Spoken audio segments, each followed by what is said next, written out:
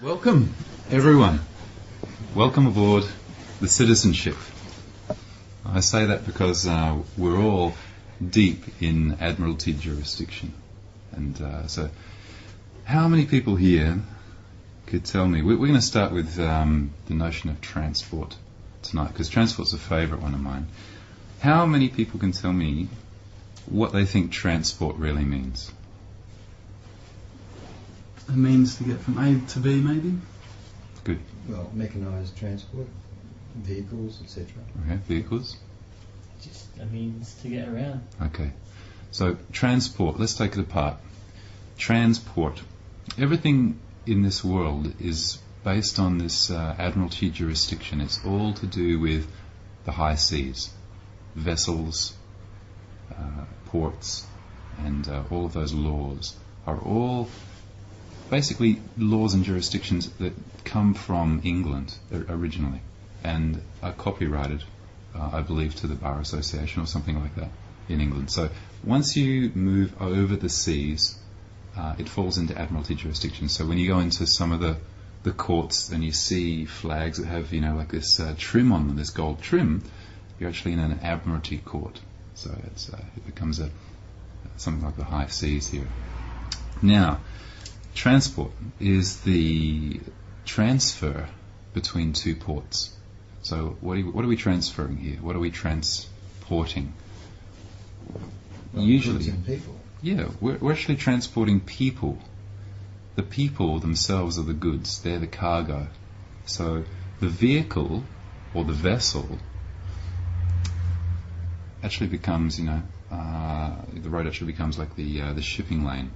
And so you actually transfer something from one port to another port, and it's regulated by the transport, Department of Transport, right? So where does this all leave us? Well, we have these things called vehicles that we're told are vehicles, are private automobiles. What they really are another type of vehicle or vessel to ship around the Strawman. So, we all have Strawman. Does anyone here not know what the Strawman is? I'm not that clear on No. what the Okay. mechanism Well, is. the Strawman is probably the first place we should start.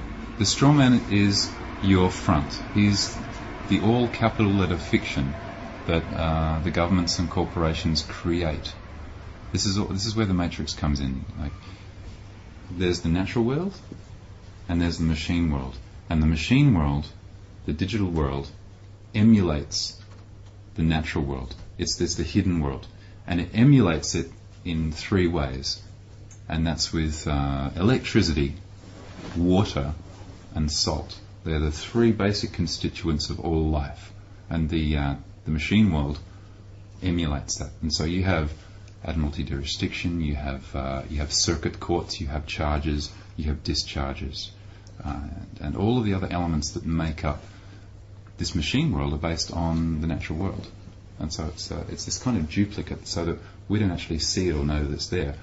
So your Strawman, this all capital letter fiction, is created when you're birthed. Okay, when you come down the birth canal, out of one vessel, you're basically docked. The cargo is unladen, and you're registered. The cargo is now in a new port, let's say. So you are registered with the government, and you get a number, and you're assigned an all capital letter version of yourself, the digital you. Okay, not the natural you. This is the digital you.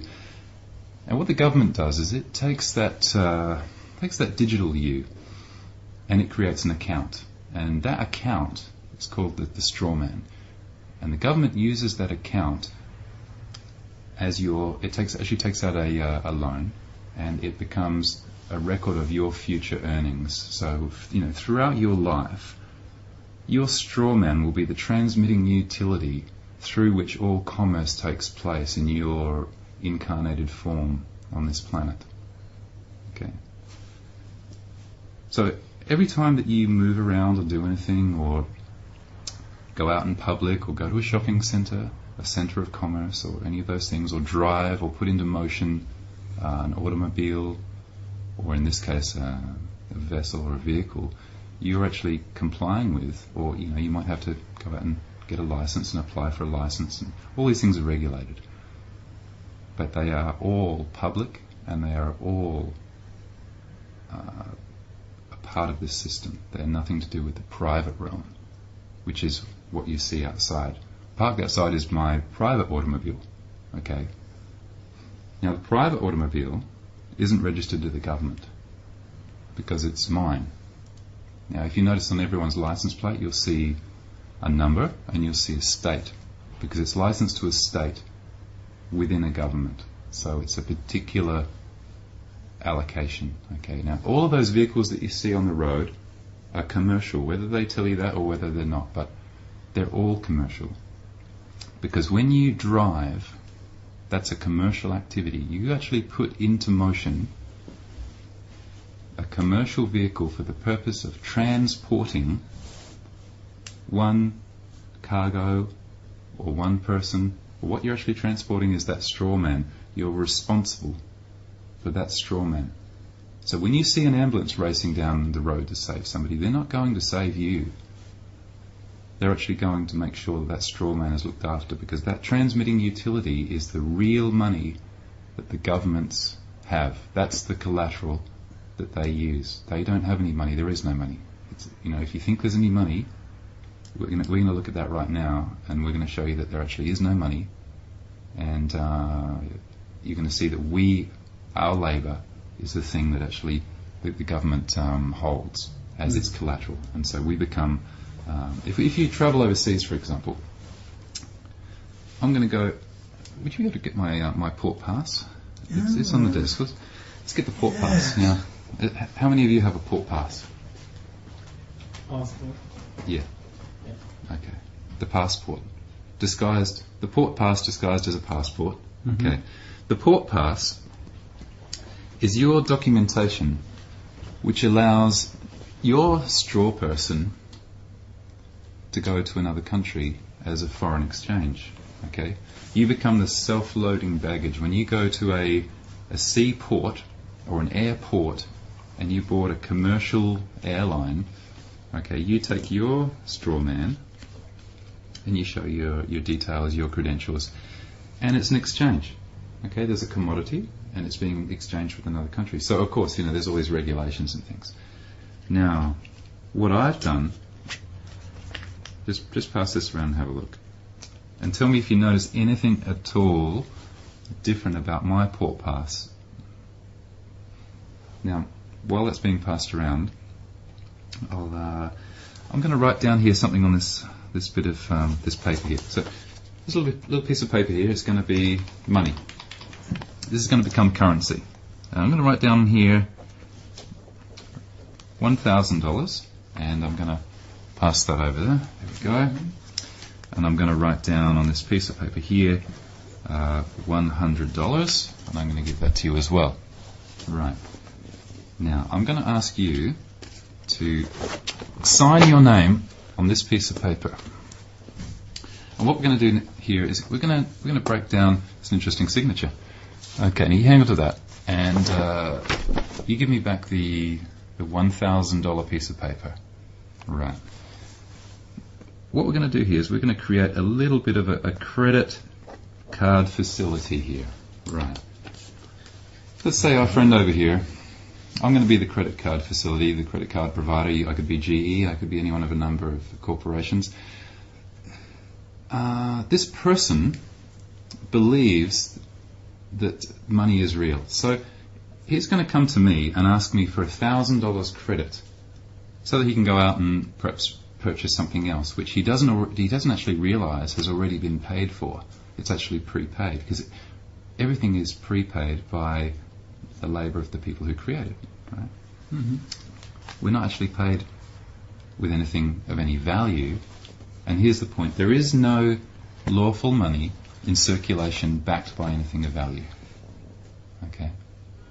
There's no lawful money in circulation backed by anything of value. It's all fiat. And so you never actually receive anything of value. You never get paid. And so if you never get paid, where's the taxable event? There isn't one. So, you're going to come to me and ask me for $1,000 of credit. So I'm going to offer you this credit card, Thank you very much. and I'd like to take from you your negotiable instrument. So could you please hand me your signature? Oh, you don't want the $100? No, not yet. Oh, right. Yeah. I'm going to take the only thing of value that any of us actually have, which is his signature. So I've got this piece of paper now with his value, his signature, which is the thing that creates all value. And I am going to take it and I'm going to on-sell that original document to another company. Right. So it's gone. The original debt instrument has gone. And they're going to give me back whatever. They might give me $800. Okay, but they just bought his so-called debt. Now, what did you get? You got 1,000 credits. Ones and zeros on some computer somewhere. Okay. It didn't come out of my pocket. I just punched in some numbers on the computer. Okay. I didn't actually go and get any gold and give you something like that of any value. I just punched in some numbers on the computer. So the debt's settled. I don't have any bank balance problem or anything like that. Okay, so my debt's gone. I don't actually hold the original debt instrument anymore, so I don't really have any right to ask you to repay me that 1,000 credits. But I'm going to. Okay, so could you give me back the 1,000 credits, please? Wouldn't I get my signature back? No, not at all. Do you ever get your signature back when you sign a contract or something? Well, in some sense of being unobligated to pay any more interest or anything to do with that debt, yes. Once the interest has been paid, But without being ornery, you can have your... Sure. So I'll take back the 1,000 credits that I gave him. Now, I'd also like a little bit extra for my time. So can I have the $100 that I've just written out there for you as well? Do you mind if I have that? Do you really have to have it all? Sure, yeah. I really need it all. What if I tore it in half and only gave you 50 back? I like money. I like money, so I'll take it. So I really shouldn't be cantankerous. I should just give it back to you. Yeah, because that's what It's we the do. right thing to do. It's the right thing to do. You should, because otherwise I'll have to send you like a. Bad credit. You'll never be able to. You'll get like a bad credit rating if you don't give me that. Problems. So I'm going to hang on to that. Okay, now they've got your signature, and I've got this $1,000 back. What have you got? Probably about 500 Pepsis. Okay, and where are they now? Mostly gone, I guess. Yeah. So They're sort of being distributed amongst friends and Did, children and stuff. do you have anything now of any intrinsic value that represents the original amount? Not in concrete value, but I've probably got a lot of goodwill from giving away lots of Pepsis to people. Sure. Okay. So as you can see, what's actually happened here is that not only have I not had the right to ask for that money back, I've taken some more what you would call real money. I actually took $100 of his real money. Okay. And so what you see here is the fiat money system going on. Okay. So we don't actually receive anything of value. So when you get taxed, there's no taxable event because you haven't received anything of value. Even if you went out and bought a motor car, let's say you got paid, you got your paycheck, and you went out and bought a motor car. You say, well, I got a loan and I went out and bought a motor car. Now what happens? You go and try and sell that motor car now. How much are you going to get for it?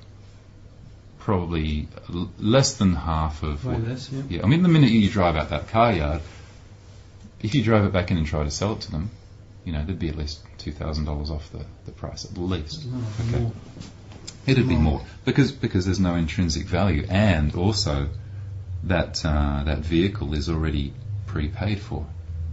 It doesn't have any value. Okay, so what you see there is the basic thing of what happens every day. We hand around all these pieces of money, and it only takes the International Monetary Fund to say, okay, the value of that is nothing. And it's not backed by anything. So it's not backed by gold. So Well, it's way more evident when you get a home loan and just go on the internet banking and it just appears there from nowhere. Where did that money come from? where does it It's come exactly from? the same. Yeah. Doesn't all the money the banks have to be backed by gold in the Federal Reserve? No, not at all. It's fractional banking, so they can lend up to, was it 90% more? So for every dollar they can lend out 9. They So- only have to keep 10%. Yeah, they only have to keep 10%. That's the fractional banking. Yeah. So no, there's not enough gold in the world to support all of the debt that's in the world. So everyone is bankrupt. All of the governments are bankrupt, and it's all just a big game at the moment to see how bankrupt they can become before the house of cards falls down. Yeah, it's a very scary thing. And I actually think that 2008 will see the end of the US dollar, because they are so far in debt, so many trillions of dollars in debt, that they can never, ever, ever recover. So what they do is they take us, or moreover, they actually take our Strawman, and they own us. So they own us. And that's why they can do what the hell they want. That's why we are not allowed to complain. People always talk about rights. I've got the right to do this, I've got the right to do that. What are my constitutional rights? That's bullshit. None of that exists. None of these rights actually exist, because we've given them up, and we gave them up when we agreed to be the Strawman. So how did we agree to be the Strawman? Now you'll notice on mine. Did anyone pick up Yeah, all rights reserved. Okay. I'm the agent All right. for the all capital letter fiction known as the Strawman. You'll notice this all capital letter version, not of my name, because if this was an all capitalization of my name, it'd still be my name. What this is it's an all capital letter legal fiction trademark that I own that happens to look like my name.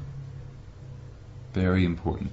And I am the agent for it. Now, it could say Pepsi Cola, it could say McDonald's, and I would be the agent for it. And I actually do own a trademark which looks like my name.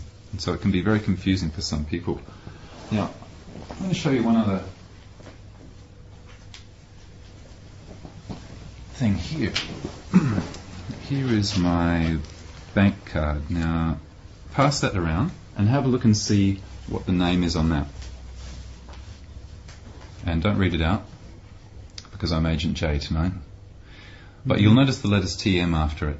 Okay. Now, most of us, when we get a credit card or a bill or anything like that, we're asked to sign our name to it. So we do. Okay, so we sign our name on the back, and you'll notice on the back of that one, it actually says authorized agent or agent on the back of it. Okay, because I'm signing as the agent for the fiction. I'm not the fiction. Okay, I'm not Pepsi Cola. Okay, I'm not McDonald's. And neither are the people who own it. So I own the Strawman. Okay, and that's very, very important.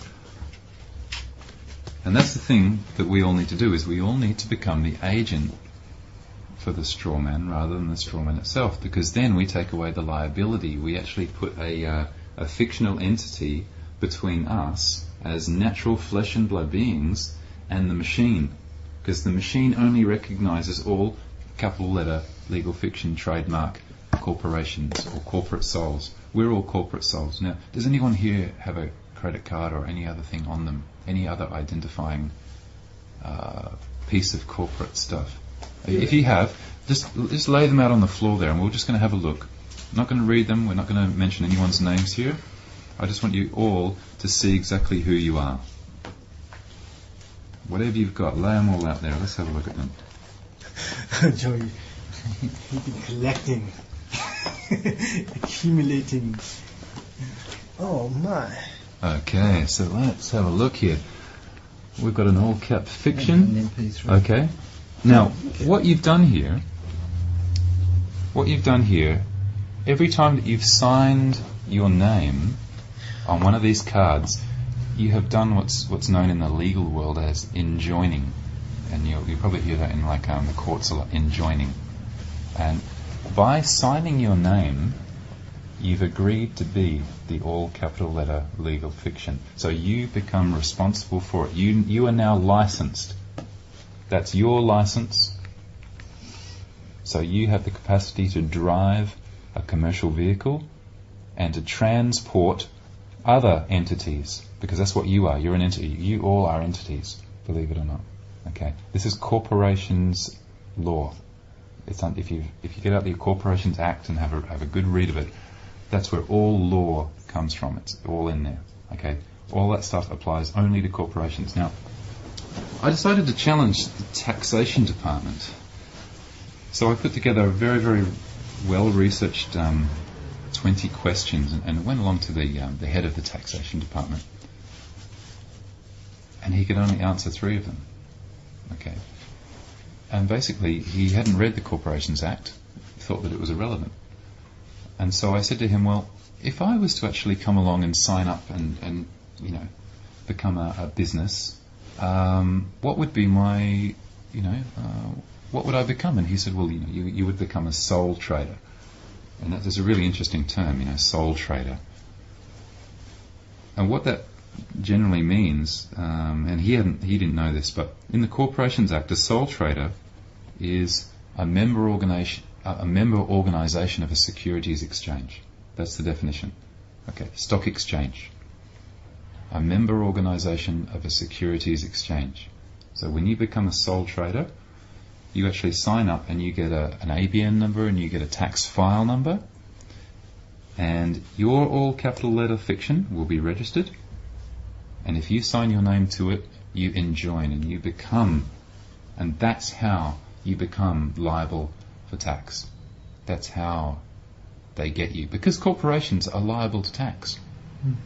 Okay, you can't tax a natural flesh and blood being, because there's a hierarchy.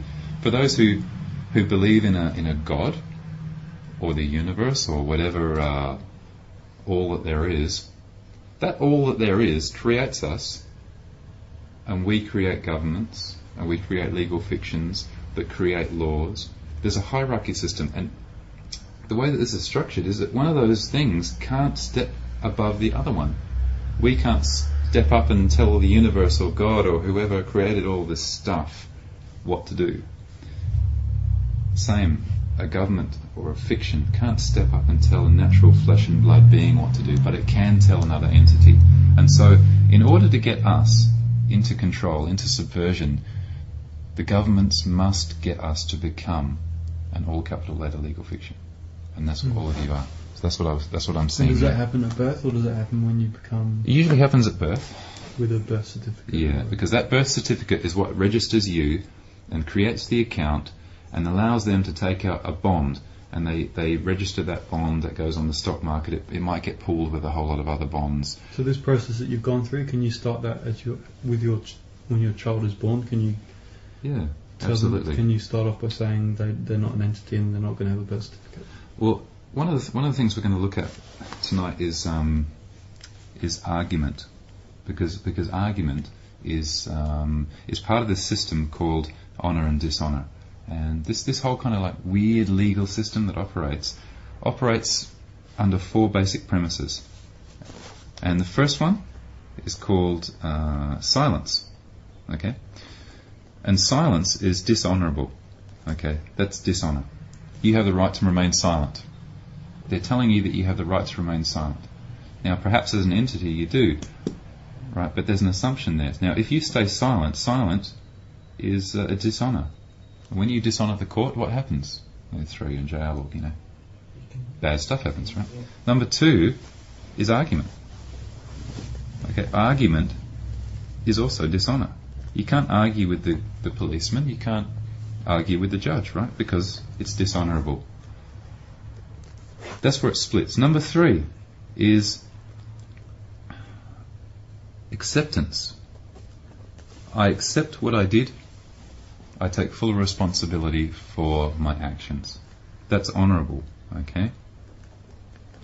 But it can get you into trouble. Sure, because then you become liable for everything that you do. And in the legal world, you don't want to be liable for all of this fictitious stuff. So we have number 4, which is the It's the acceptance. It's the conditional acceptance. There it is. Conditional. Okay. So we have conditional acceptance. I accept what you're saying for value and consideration upon proof of claim. Bang. So let's say you're the judge. Okay. We go into this fictitious Alice in Wonderland court, and there's a charge. So here we are. We're in a circuit court, and there's a charge. Okay, because at the moment the court is dead.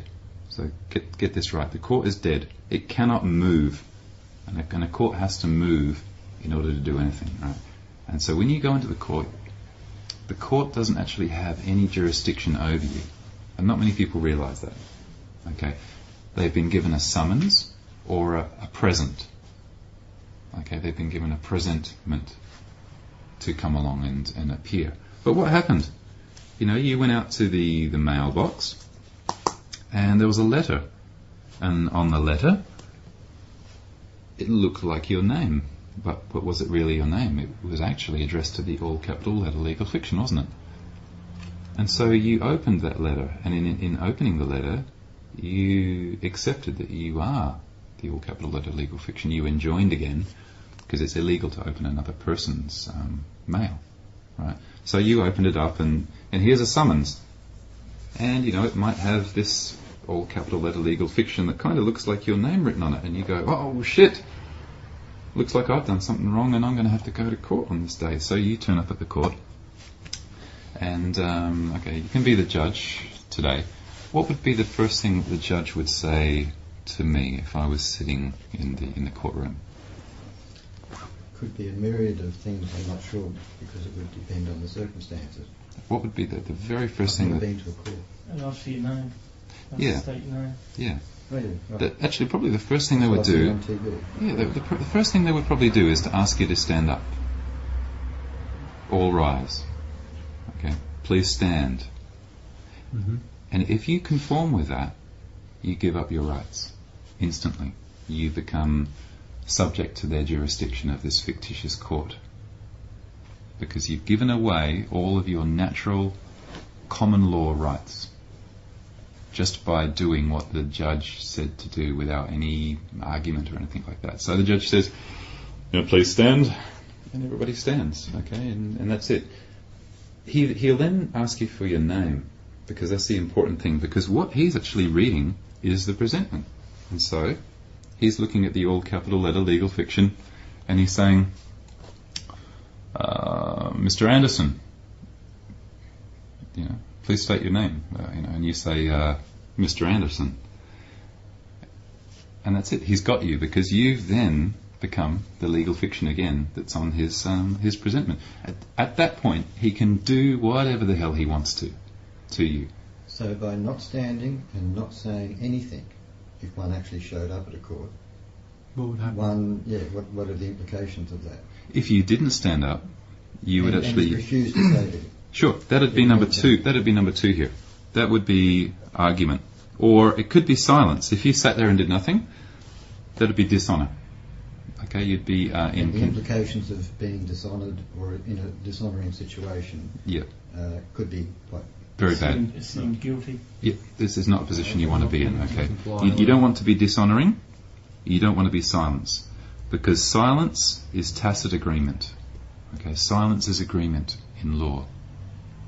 It's an assumption, yes, but silence is agreement. Mm. So is there any other... I'm just trying to see what other...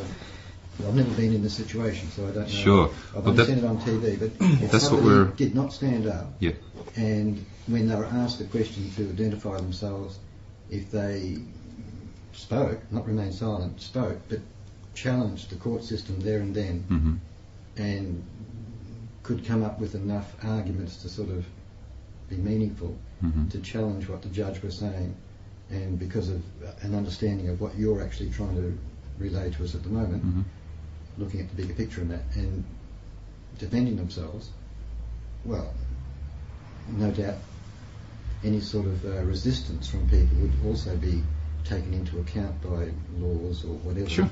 And the judge would have some sort of recourse of action. But I mean, what sort of situations could an individual resort to actually directly challenge exactly what you're saying. All right. Well, I'll go into not that falling exactly. into the trap of actually being part of the system. No, because it is a Yeah. trap. Those two things, silence and silence and argument, okay, are the two tools that he will use to try and get your I think jurisdiction. what I'm trying to say is, can you put where you've got to now in the discussion and everything is great. It's all in theory though. Mhm. Could you give us practical examples of how this is actually Sure. expressed? Ask me my name. Agent J, what's your name? Your Honour, I shall give you my name upon proof of claim that you have established jurisdiction over the matter pending. Good. Okay. Or, I shall give you my name upon proof of claim that there is a controversy before the court. Right. That would be really throwing it back in the face of the judge. Sure, Yes. it's the hot potato thing. He's thrown the hot potato at you, and you just pass it on back to him.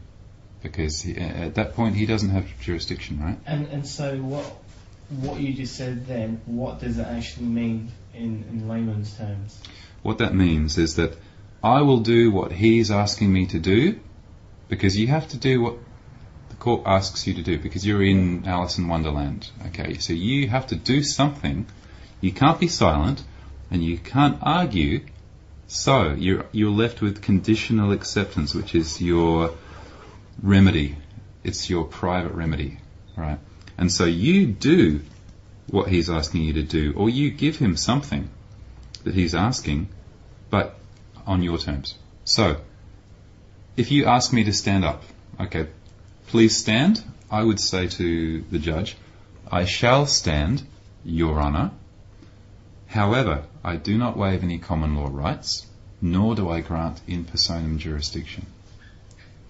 And then I stand up. Right. Very good. So I have done what he's asked me to do without doing without getting into trouble, but basically. not unconditionally. Yeah, there's always a condition. You've responded to the judge, but you put your own conditions. Exactly, it's conditional acceptance. Mm. Now, the judge might say to me, he might, be getting a little bit aggravated by now. He might not even understand. He probably does, but he might take his little piece of paper out and wave it up and say, "What's all this about?" Okay, now what would you do then? Do you say, okay, well, I don't know, it just looks like, a piece of paper and there's some charges. Well, if you did that, you'd be answering his question, and he's got you. Okay, he's got jurisdiction, and then it's game over again. So, at every point turn in the road, there is an answer, and you only have to listen to what the judge is saying, because everything that the judge is saying is an offer. So you could say to the judge, I accept your offer to assume jurisdiction, Your Honour, upon proof of claim that you have established jurisdiction over the matter pending. Or, if he's asking you, what's this piece of paper about?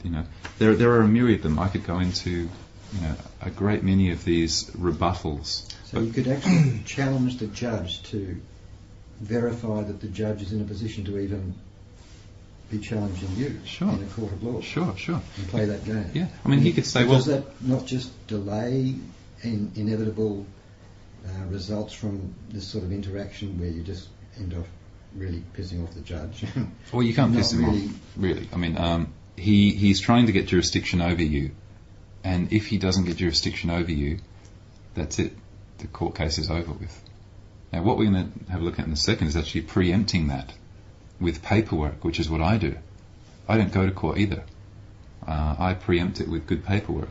So when you get your presentment in the mail, I either send it back as incorrectly addressed mail fraud, return to sender, or if I decide to open it, perhaps as the agent for the all capital letter league affection, I will actually write a letter and take it into the register of the court.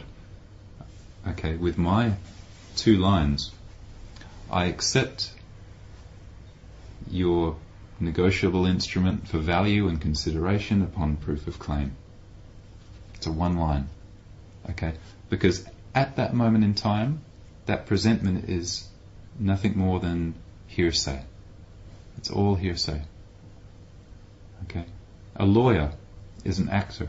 A lawyer is a third-party intervener into a private agreement, usually, right? But they're a third party. They have no knowledge of what happened. And so they rely on hearsay, they rely on argument, they rely on controversy.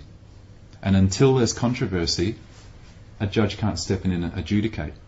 So you have to stay out of controversy. Okay, you can't create an argument, because as soon as you create an argument, somebody can come in and adjudicate over that. Yeah.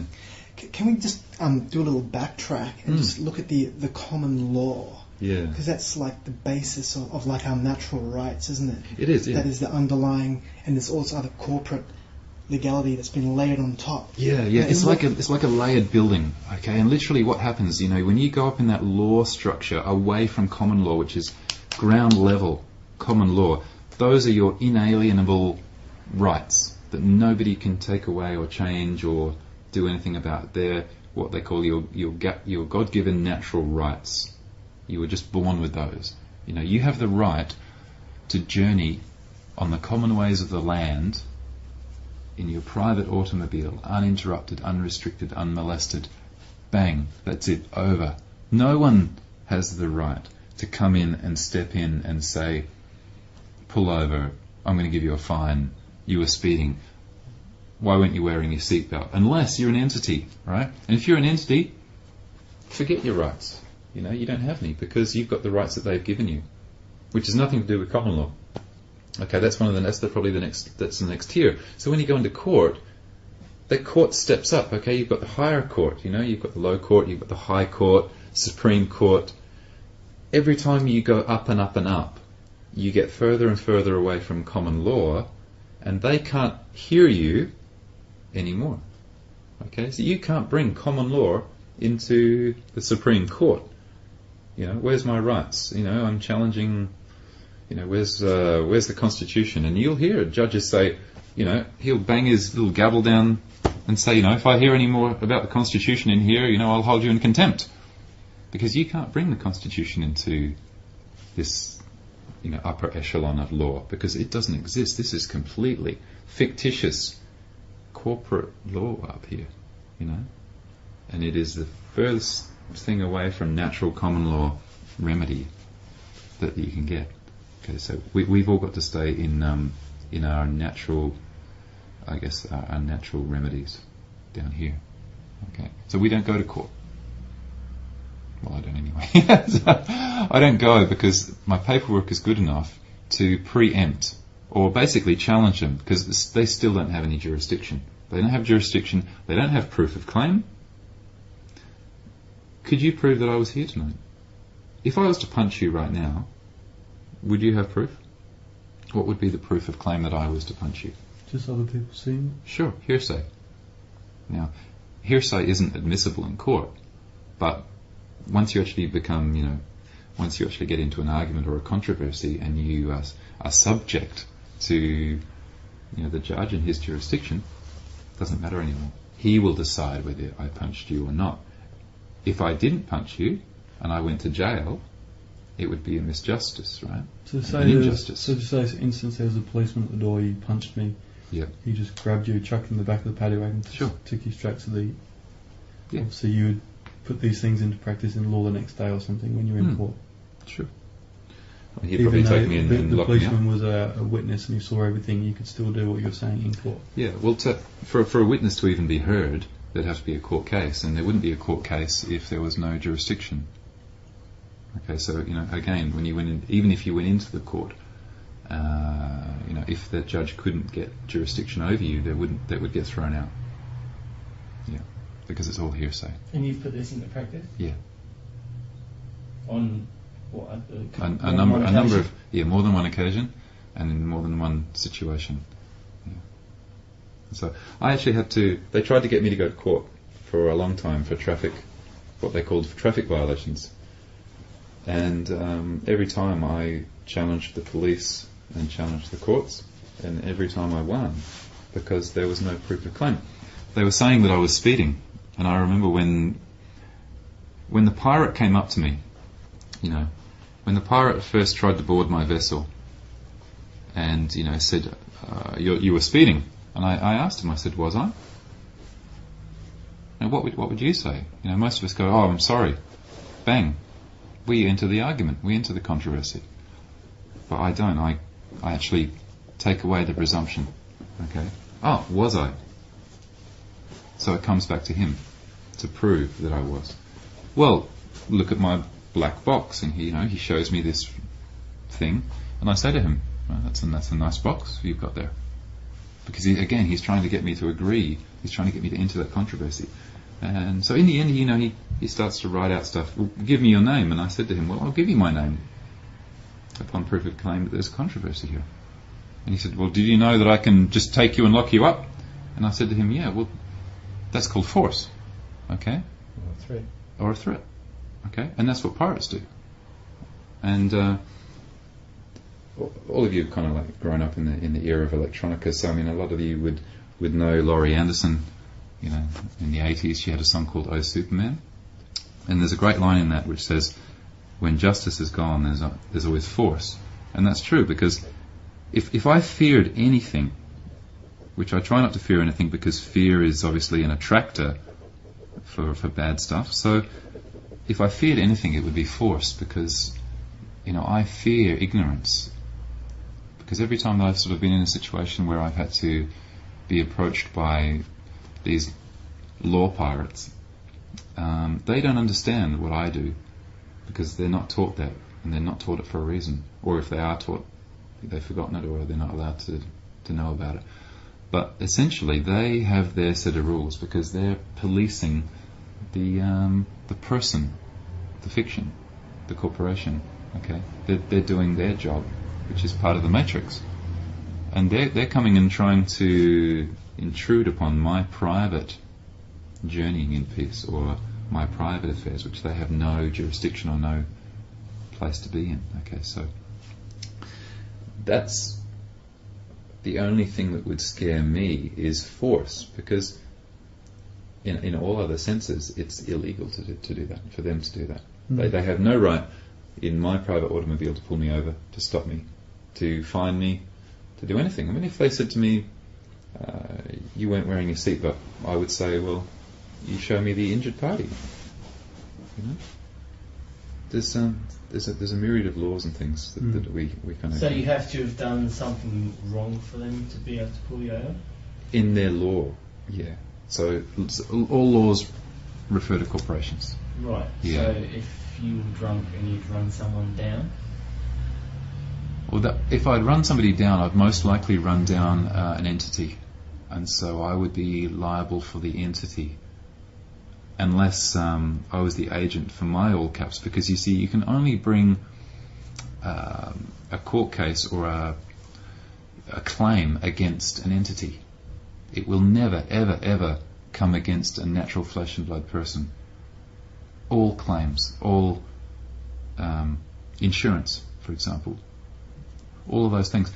If it even came down to it, if we were in a courtroom and I had given up my rights and the judge said, okay, I'm going to order you to pay $1 million damage to this person for running them down or whatever the hell happened, and I could say to the judge, well, I shall pay, Your Honour, upon proof of claim that there is any lawful money in circulation backed by anything of value, because there is no money to pay with. Right? So we all come back to this fictitious land again. It's an interesting kind of system. So that's the basis of the Strawman, and who all of you are. I used to be too. What I had to do is I had to go through all of my cards, all of my accounts, my credit cards, threw those away, cancelled everything, threw away my license, realised I didn't need a driver's license because I don't drive anymore. I don't put into motion a commercial vehicle anymore. I simply journey. So I registered and had my own private plates for my automobile. And anything that I had to actually do business with or use my transmitting utility, my Strawman, say if I wanted to get an account with electricity or a telephone or something like that, right? You need a transmitting utility. And the same with the bank. You have a bank account. They're not going to give you a bank account in your natural flesh and blood name. Okay? So you need your transmitting utility. But you still have to be the agent for it. But I made sure that every time I did, I took away the Mr. because a legal fiction, is not gender-based. And I always made sure that the TM, the trademark, went on the end of it.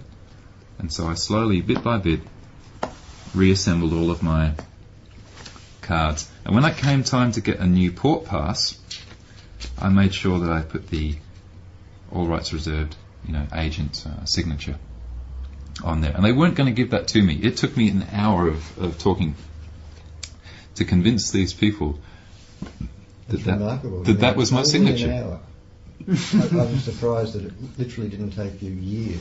Yeah, well, I was in there for a couple of hours organising the passport, and when it came time for them to actually accept my signature, that's what took an hour.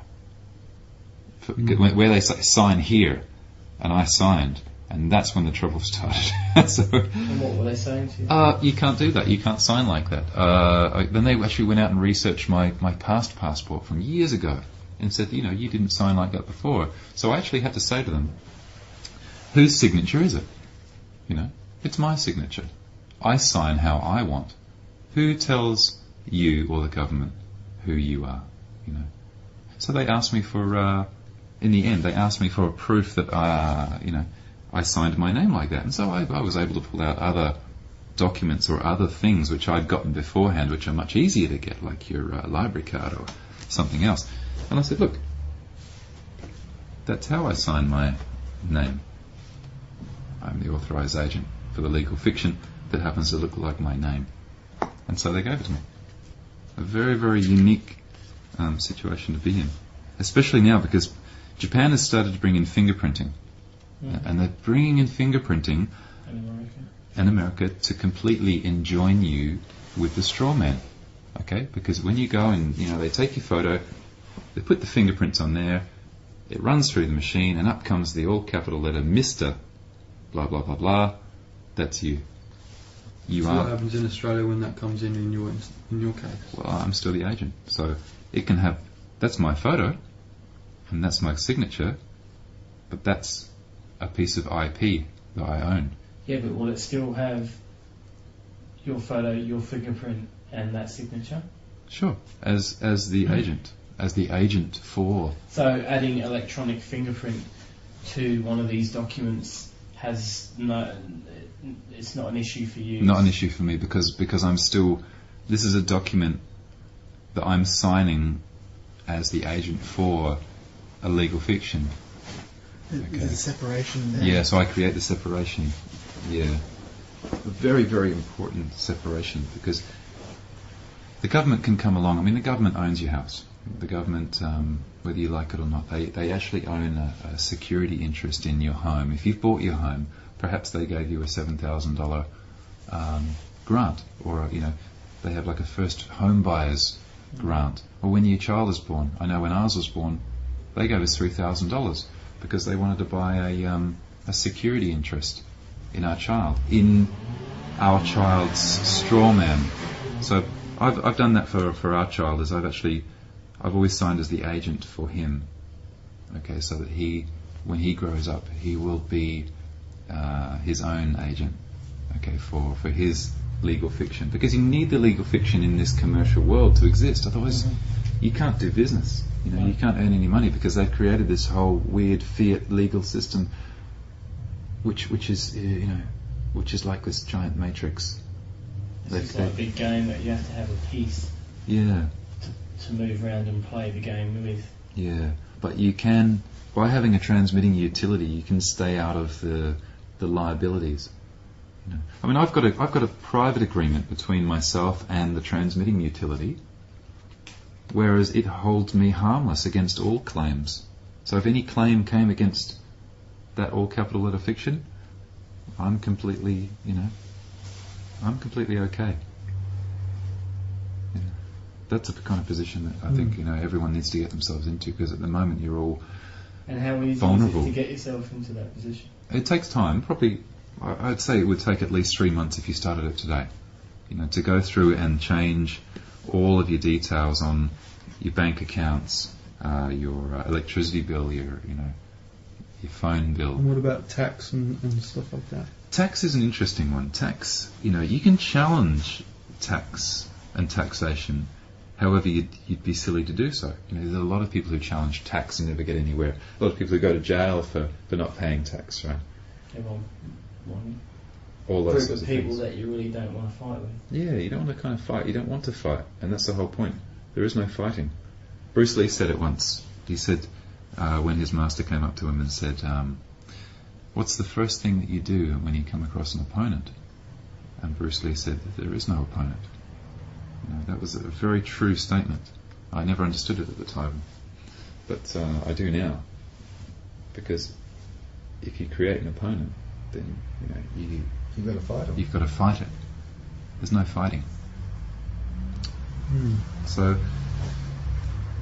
is there any questions in regard to, now you all understand basically who the Strawman is, and we can probably move on to something else.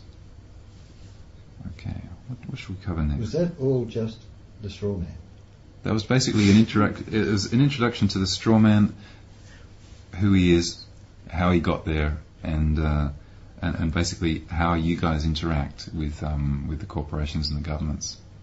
Yeah. So larger corporations or people that are very high up use this exact system to get... Yeah, it's all set up to use the all caps. It's all set up so when I went along to the library and the lady tried to subvert the system, I said, okay, I want you to put it in with the upper and lower case in my proper common English, common law English name. So she did that. But it still printed it out in all caps.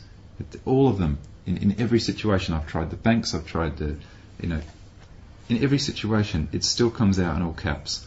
And it's not an error, and it's not a machine fault. It has to be that way. Okay. Yeah. The United States of America Corporation, for example, is a corporation.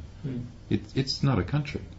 Okay. Its jurisdiction is the 10 square miles of Washington, D.C. Okay. It's a Masonic city on its own. And that's its jurisdiction. It has no jurisdiction over the rest of the continental United States of America, but the United States of America Corporation in all caps, with its president, because every corporation needs a president, this one happened to be a Bush, has no jurisdiction over the continental United States and its in its citizens. But of course, we're all aboard that citizenship again. Yeah. So okay. What should we talk about? Very good, very good. Well, that's kind of a bit of an overview. So let's talk about some more personal stuff, like how this might affect. Does anyone have any questions about how this stuff would affect each of us? So have you come across anything in your life that's when you're in the situation just you can't do something, or it's just too difficult, or you pose problems? Tax probably is the one that I've run up against. Now, I initially went the hard way and tried to fight against tax. Okay, I did an enormous amount of research and challenged the taxation department. And to try not to pay tax? Or? No, to try to get the taxation department to prove that there was a liability between me and the taxation department. And they couldn't do it. They couldn't prove that there was a connection. And so not only did I write the 20 questions, that they only got 3 right, I then produced a document based on that, and I gave them the supporting evidence. And I faxed it all off and never heard from them. Would you happen to know or have a copy of those 20 questions? I do. I have all of those on my Would machine. I be able to get a copy? Sure. Is there someone I'd like to put them to? Sure. You're welcome. Yeah, I'll get Rodrigo to forward them. I've got them probably as a document file, so I can send them to you. Yeah. Lovely. Yeah, they're very interesting. But when I realised that there was no lawful money in circulation, it kind of discounted everything. It kind of made it all funny to me, because I realised there was no taxable event. Anyway, so bang, there's one sentence and the whole lot's gone. So all that research that I did was just bollocks. Yeah. So getting back to the credit card thing, just for a second here. A friend of mine was $47,000 in debt. I was $5,000 in debt before as well. So I'd known I followed the process and I got rid of my $5,000 debt. And a friend of mine said, "Can you do it for me?" And he had $47,000 in debt. 40,000 of it was a home loan to Bank SA, which is St George Bank, and 7,000 was to GE. Now, I'd already dealt with GE. I knew what goes on at GE, and so I knew how to handle them. It was a piece of cake, right? So it took all up, I think it was around 2 months to completely wipe his debt clean. And in the beginning he was very skeptical, and everyone, like his mother, was saying, don't do it, it's not going to work, it's not possible. Even my parents, would say that. And I had to explain all this stuff very carefully, and I said, look, I'm not going to do anything wrong at all. I'm not going to put you into any harm, and we're not going to do anything illegal. All we're going to do is ask some questions and see if we can get an answer. So I wrote for him a half-a-page letter asking basically 4 or 5 questions, and I can give you a copy of that letter. Actually, I should probably grab my laptop right now, and we'll just take a momentary break. I'll grab my laptop.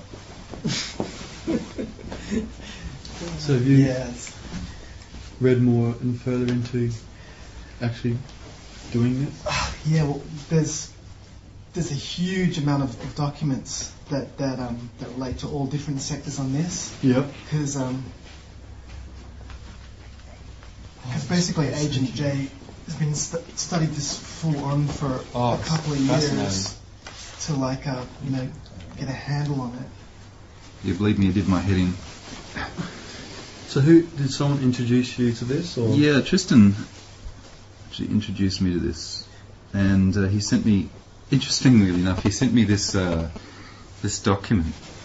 I forget what the name of it was, but it was by Mary Elizabeth Croft, and it was on this whole proof of claim thing, and how, I think it was called Cracking the Code, or How I Clobbered the Banks, one of those sorts of things.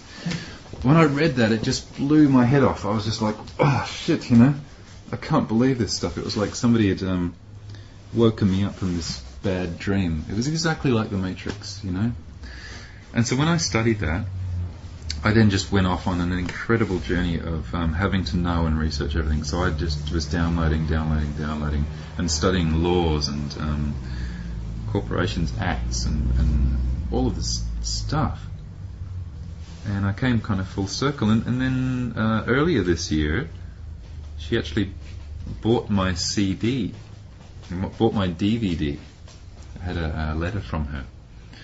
And so I emailed her and was asking her some questions. And she mentioned something about a case, a court case that she was involved with. And I offered to help out. And so it turned out the lady who I had initially learnt from ended up asking me for advice.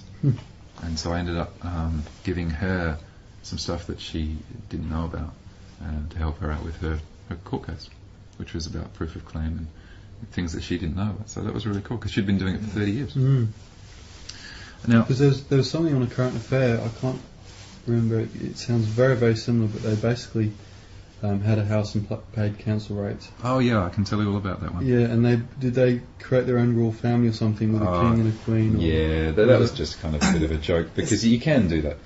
Basically, that's incidentally, I think that's why the media gave it coverage, because it was, trivialised the whole thing. Yeah. Made it like a little... Make it a joke. Novelty. Yeah. And people just go, oh yeah, sure, you can do that. They have a bit of a laugh and a bit of a chuckle, Oh, look at it. Okay, essentially what you can do, land is ours, okay? Nobody really owns it as per se, right? The government kind of holds it for us, okay, until we reclaim it, which sounds strange.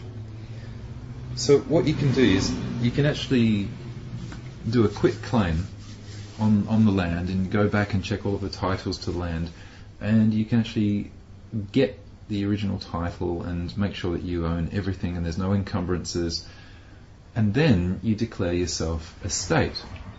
Okay, so you declare yourself to be your own state. It might be the state, you can make up whatever name you want to, right? And that's what these guys have done. They declared themselves a state because the government was denying them access to their land. And if you notice, everybody has a medium strip on their land, right? Even here, okay, certain people have been fined for parking their car with the arse end hanging over in their own driveway, mind you, but the arse end of it is on this supposed, invisible medium strip that the council owns, okay? And you're blocking this kind of fictitious, invisible piece of land. And I'm sure that the governments make a medium strip so that they control access to your land, right? And so anyway, that's what that was all about. So these guys, and just to kind of formalise it, they decided to become king and queen of their own state. And so everyone can do that. Wouldn't that exclude you from taxation also? You can make up your own rules. You can do whatever you like because you become what we all are, sovereign. We're all sovereign. At the same time, if you did that, wouldn't they be able to say, well, we're not going to supply things like power and water? Sure. And so what he had done is he'd actually gone and made agreements, which you can do as well. You go and make an agreement with a utility supplier or with a phone company, and you have an agreement with them to supply something. Yeah, but I don't think they weren't paying council rates. Yep. Exactly, yeah. It's all about agreements. Now we're going to pop back to these credit card ones. Let me just open this up here. It doesn't matter if we drop off on the recording. What do you think would happen if this got out in the public and everybody started doing it? Would they be able to change the law? You can't change laws, okay, because we don't own the laws. Would they use force to change what I would be afraid of happening is of opening a Pandora's box and having subversive groups or perhaps even bikies or misusing the system, because the key point in all of this stuff is that we all have to take back our sovereignty. We have to take back our responsibility for our actions, and we basically do. I mean, when I journey on the roads, on the common ways of the land, I still abide by the general speed limit, even though I'm not subject to it. I still accept, and there's a certain level of responsibility that everyone else is doing this. I stop at the red lights. I do all those things because it's the naturally accepted kind of passage. So the fact that people out there have bothered to say do experiments or tests into and research what is a safe way to conduct yourself. And so you're taking that as I accept. I agree basically to go along with that, even though I'm not subject to it. For example, if they said I was speeding, okay, it wouldn't apply to me. So I generally accept, the status quo, and by doing that, I take responsibility for my own actions. Like you were saying before, the problem in this being is that people who aren't generally we'll say law-abiding, but people who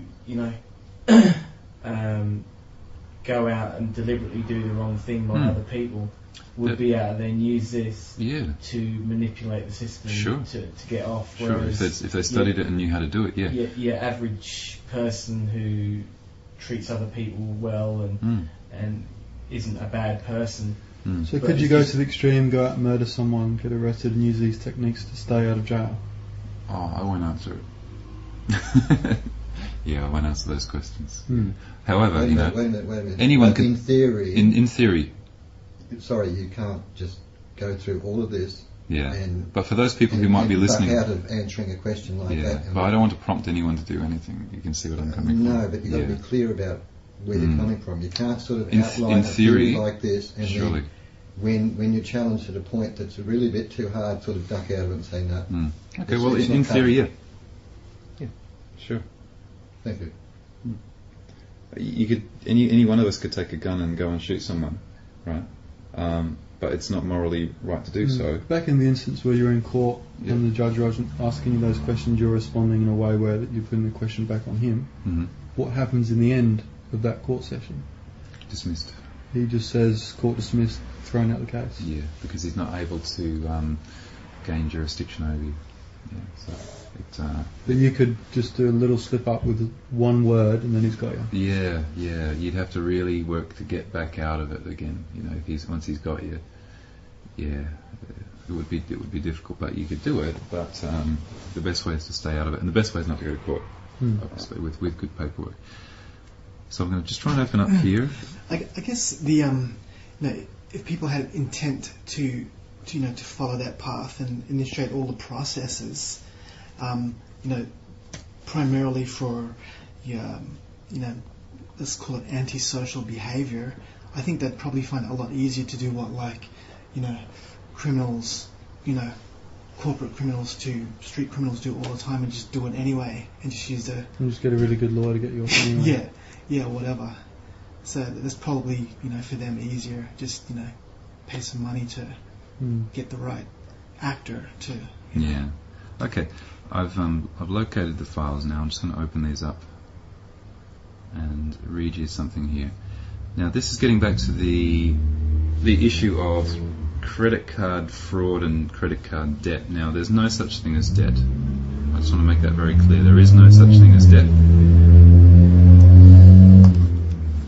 This is a notice that I put together for a friend of mine who was in, as I said, $47,000 of debt, and he received back a notice to say that the balance was zero after I'd finished this. Now, this is a conditional acceptance and debt verification notice. So he didn't have to get rid of his entity or anything. No. He just had to use these letters. I basically acted as his agent. Yeah. And I think we did about 3 or 4 letters. Yeah. So, what I basically wrote for him was this. I refer to the default notice dated 11th of March 2006 and wish to advise that your negotiable instrument has been accepted for value upon proof of claim, which may be substantiated by forwarding the following verification of debt details within 3 days, 72 hours, of receipt of this notice to the address listed below. Number 1. Proof of the existence of an account or contract in the actual flesh and blood name of John Doe, duly signed and witnessed by both parties, not a unilateral agreement, and upon which signed page there is reference to the entire agreement. Note, John Doe is an artificial entity, a limited liability legal fiction trademark, which constitutes valuable intellectual property, and all rights, title, and interest are reserved. Number 2. Proof of claim that you are the current holder of the original above-mentioned debt instrument and that it has not been on-sold to another party. Remember I talked before about the debt being on-sold. They no longer have the right to claim. Number 3, a copy of the actual accounting whereby Bank SA has incurred a loss of the alleged debt. And number 4, an invoice, not a statement, for any amount of money allegedly owing or owed to Bank SA by John Doe. Now at the bottom of there I've got a disclaimer. So here are the things. Now I know that they can't provide any of those, and these things vary. Sometimes I like to put on there as a number 5, proof of claim that there is any lawful money in circulation backed by anything of value, because that really fucks them up, right? Can I say that on the air? Fuck up. Yeah. Hell yeah. There's a disclaimer. Sorry? So you could go out tomorrow into a bank, get a $500,000 loan, go buy a house, and then send all over these letters and be rid of the debt but still have the house? We come back to force here, because what they would attempt to do is to extort the physical property away from you, because there is a certain maxim of law of ownership. You know, finders keepers kind of thing. So what they kind of do in those things is they try to hire people to take away the property away from you. It's all about ownership, physical ownership of something, right? Plus, I would say that they also own the deed you don't actually have the deed yet. Right. Okay, so it's a difficult situation in those sense. It would be different if you had a credit card and you've gone out and bought something and they couldn't actually physically locate the item to try and repossess it, during this period of redemption. Yeah. But you were saying his was a home loan. Could they not try and take the house? Sorry, I think his was actually a personal loan. No, he was actually wanting to get a home loan. So he was wanting to make sure that his credit card, I guess his debt history was clean. And I'll come to that in a minute, which is the cleaning part. Because obviously once you've actually gone through all this process and no one's been able to provide you with proof of claim that there is a debt, what they do is they discount it all, they sell it, and they report you as a bad payment. Right? But nothing actually happens to you. And so you do end up with a bad credit rating. What you end up with is a note at one of the credit reporting agencies that says this is a default payment, okay? Because their books didn't balance. So what you do is you write another letter. This is the final stage in the cleaning side of this. You write a letter to the credit reporting agency and ask for your credit history, and then you challenge them. Okay, because they have no idea, right? They're not even the third party. They're like the fourth, fifth, or sixth party here. So they have no idea of what's right or wrong. So you actually challenge them to provide proof of claim, and if they can't do that, they have to basically correct the incorrect record, and that's how you clean it up afterwards. Okay. And if they choose not to for some reason, they just say no. Oh, they can't. I mean, even can you challenge them and say, I want to challenge you in the courts and use the same process against them in the court? You don't even need to go to court, actually. There are places that you can just sort of go and say, well, this person is reporting. They're not allowed to incorrectly report things like that. Even a debt collector, if you ask them to stop bothering you, and they don't, every time that they bother you and don't provide proof of claim, it's instantly $1,000 fine.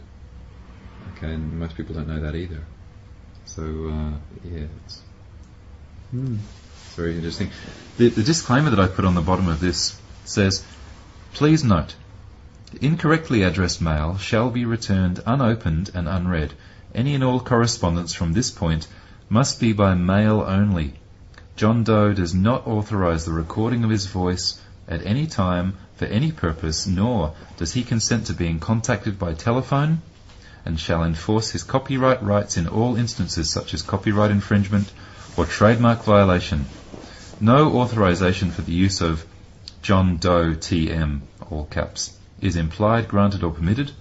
John Doe, all caps TM, agrees to hold harmless John Doe, the natural flesh and blood man, for all claims and liability under private contract between the parties. So there you have the complete. They cannot enter into that at all. And basically what you have here in these situations is a failure to state a claim upon which relief can be granted. Okay.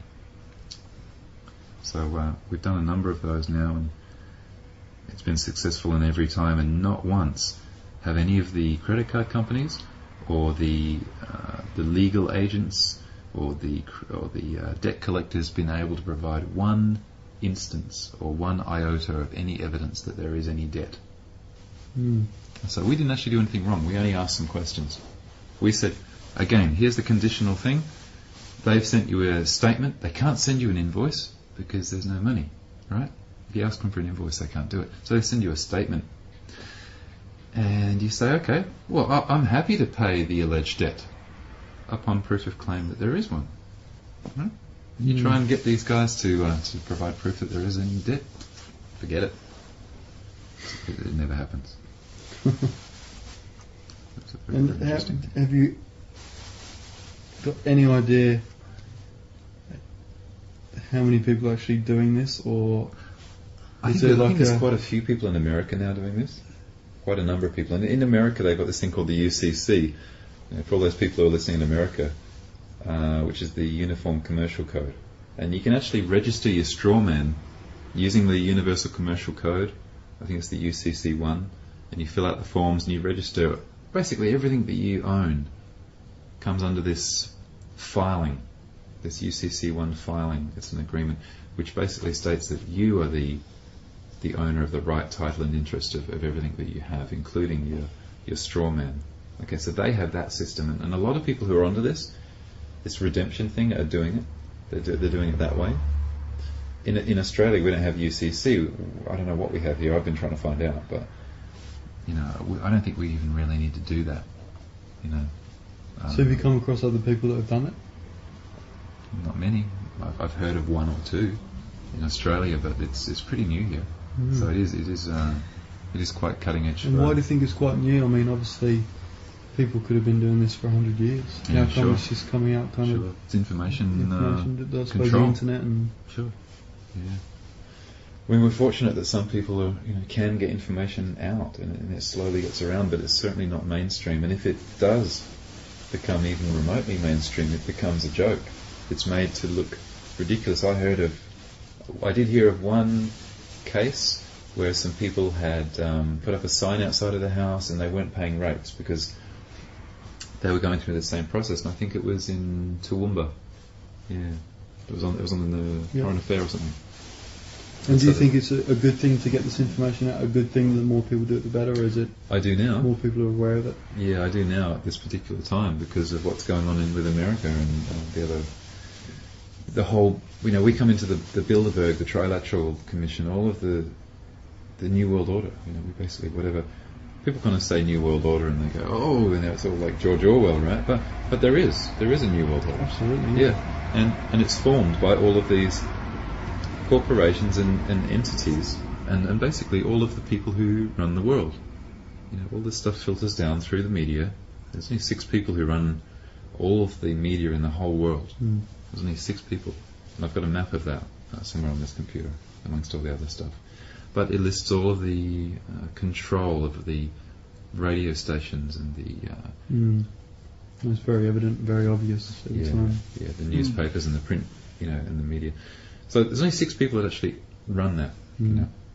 Filtered through those 6 people. And we probably won't go into the D.L. Abraham stuff or the real New World Order stuff tonight, but that's another really big deep hole that we've been researching into. That's a very, very so at this point in time, I can see that the New World Order's plan is generally population reduction by 80%. That's generally been the consensus of what they want to do. They want to reduce the whole population by 80% by whatever means. Okay, but when they come around to your house and knock on the door, they're going to be taking the straw man away for sure because they can. They can declare a state of emergency, as they do in America. Over there, they have this scary thing called FEMA. FEMA will come knocking at your door and they'll take you away and put you on a truck and they'll lock you up in a FEMA facility, right? Because they can. Yeah. That's force. That's not law. That's force. Yeah.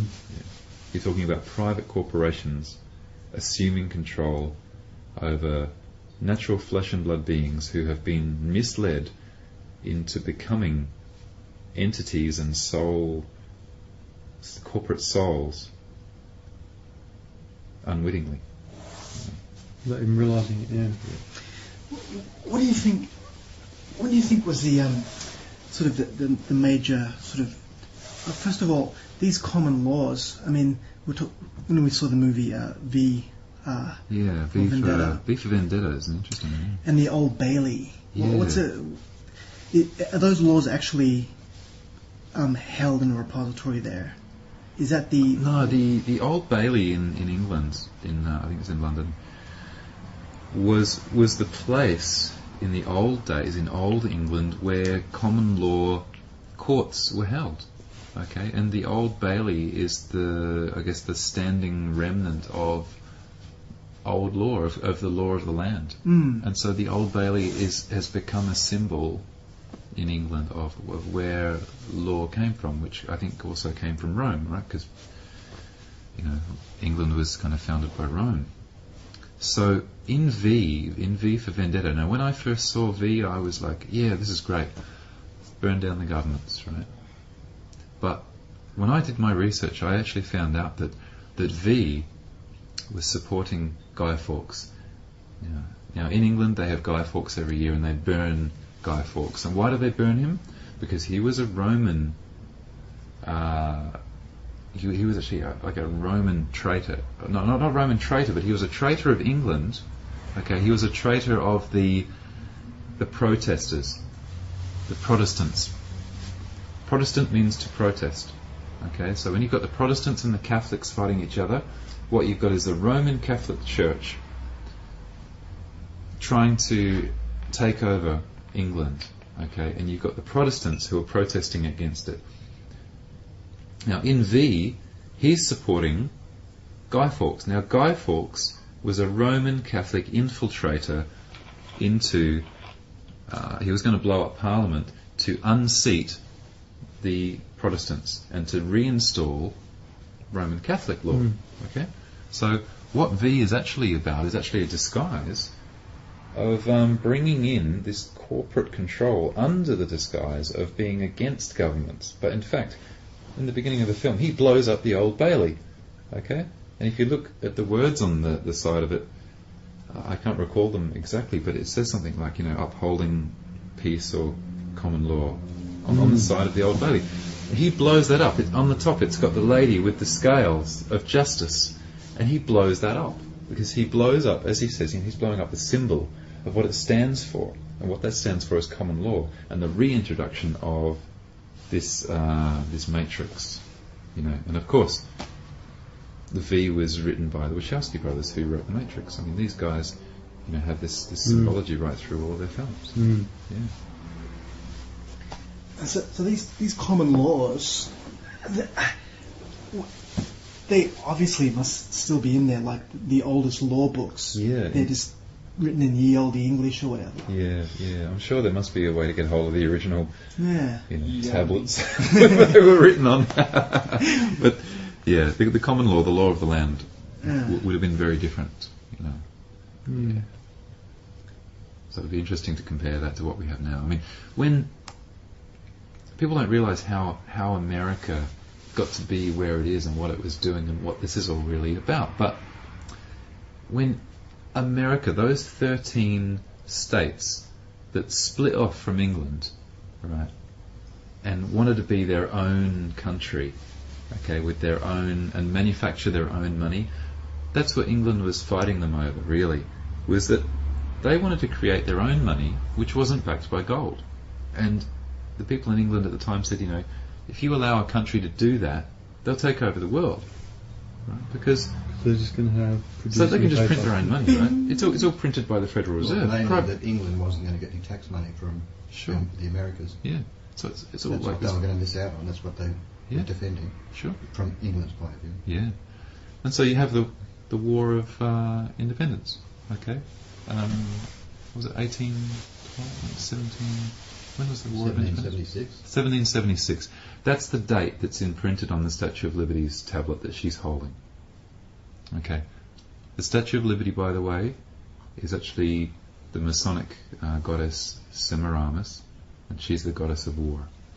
So the Statue of Liberty has nothing to do with liberty. Okay. She's the goddess of war.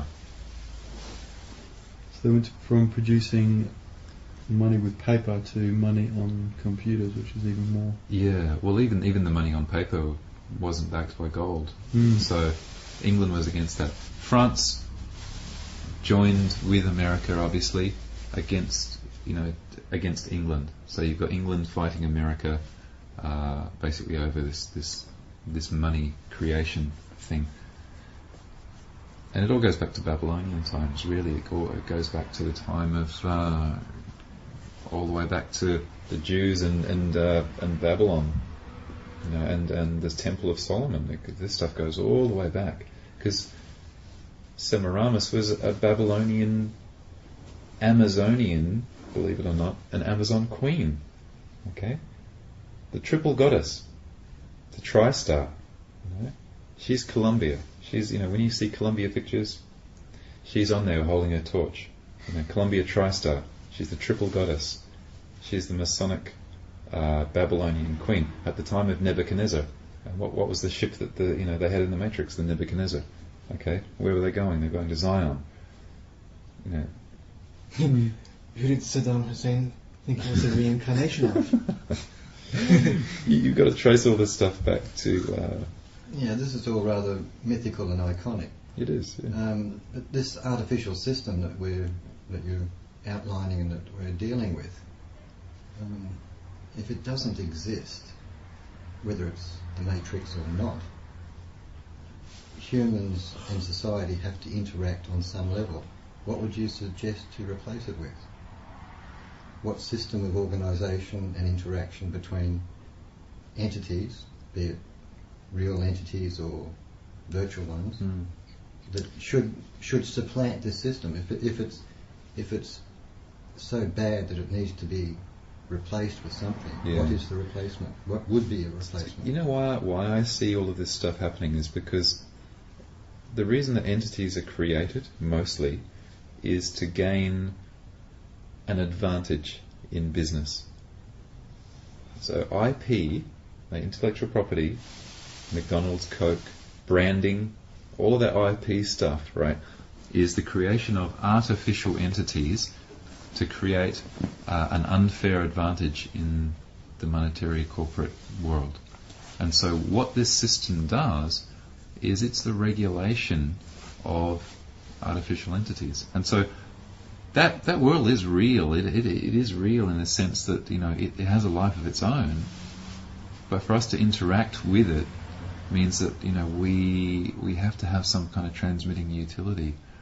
But to replace it, in the old days there was trade, and a lot of people have tried to bring in trade, like barter card and all those sorts of things. They try to bring in a system where there's a fair exchange. I'll give you my sheep for a bushel of wheat, or that they used to have systems of fair exchange. And the only time that taxes and things came in is when you had a liege lord, who owned the land, and he would get you to do labour in his land, and you would pay taxes for the upkeep of things, and it was apportioned. But tax is no longer apportioned; it's become this artificial thing.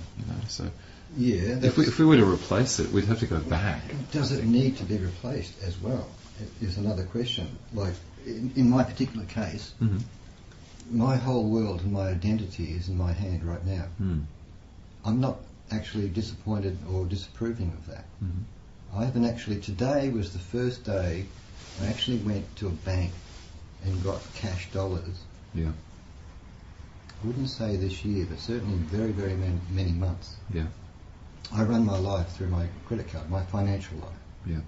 And I'm perfectly happy with that because I don't have to deal with the cash stuff or whatever. Sure. And most the people fact are. that if I do it this way, the one benefit of it is that every transaction I make is automatically recorded. Yeah. I don't have to account for anything personally. I don't have to use cash. I don't have to deal with the fact that I do or do not have actually cash on me or whatever, as long as my bank account's got a certain overhead in it.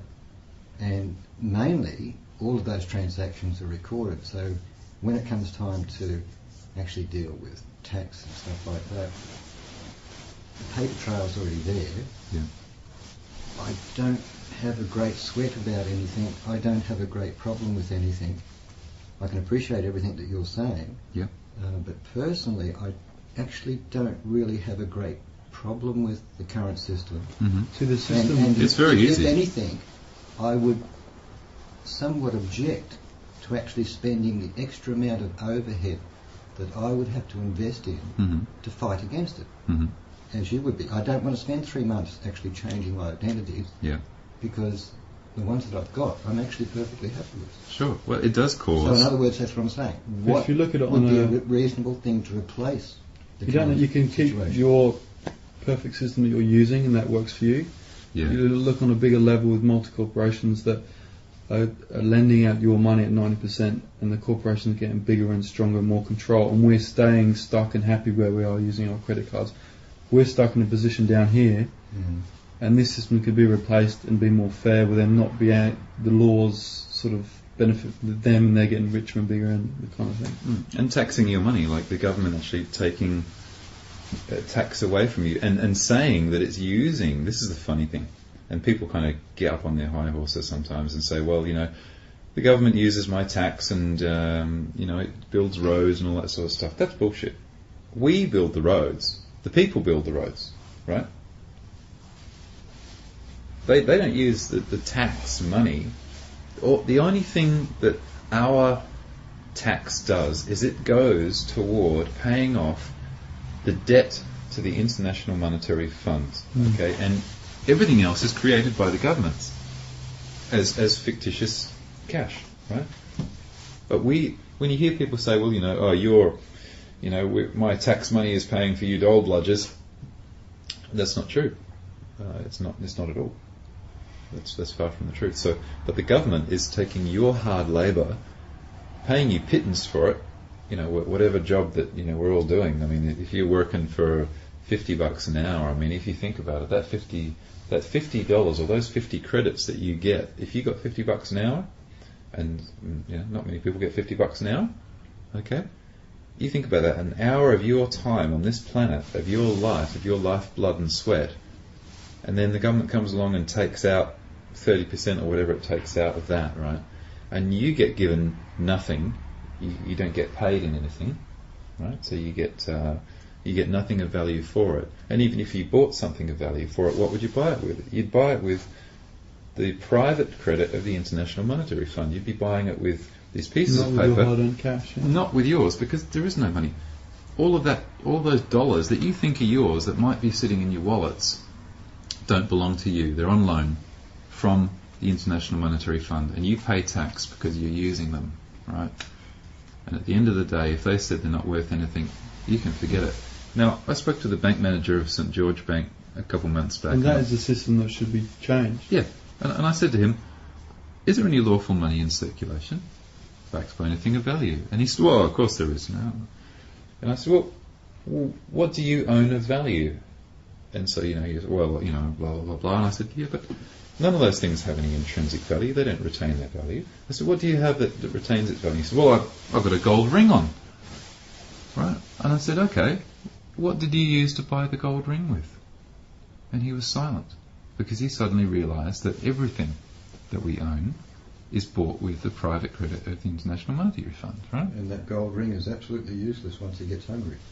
Yeah. Now, when you buy gold, if you go along to like a place that sells gold and silver, and you want to buy some gold or sell some gold, they're going to ask you for one of these, right? Now you go along and try and give them one of these and see what happens. Now I'm going to show you this.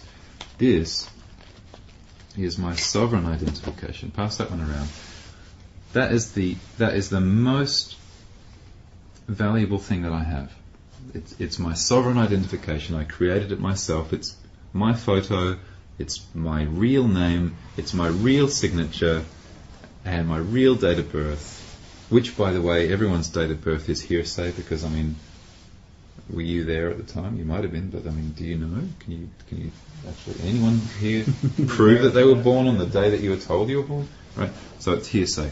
Now, when you go along and buy some gold, they're going to ask you for some ID. I dropped that one on the table and said, here you go. They wouldn't accept it. No, sorry. I said, why not? They said, we need a government ID. I said, why is that? And she said, well, we need proof of who you are. And I said, well, I'm giving you proof of who I am. This is who I am. I'm saying who I am, because I tell the government who I am, and then they issue these second-hand documents, okay, which say who they think I am based on who I've told them that I am. So here's my birth certificate, and here's who I am, and they won't accept it. They have to have your all capital letter legal fiction, because they have to do business with the strawman. They can't do business with a natural flesh and blood being. Okay, and so that transaction is recorded. And if you buy gold, what do you buy it with? You buy it with the private credit of the International Monetary Fund, which isn't yours. And so they can just go and take back all this stuff if they wanted to. Mm.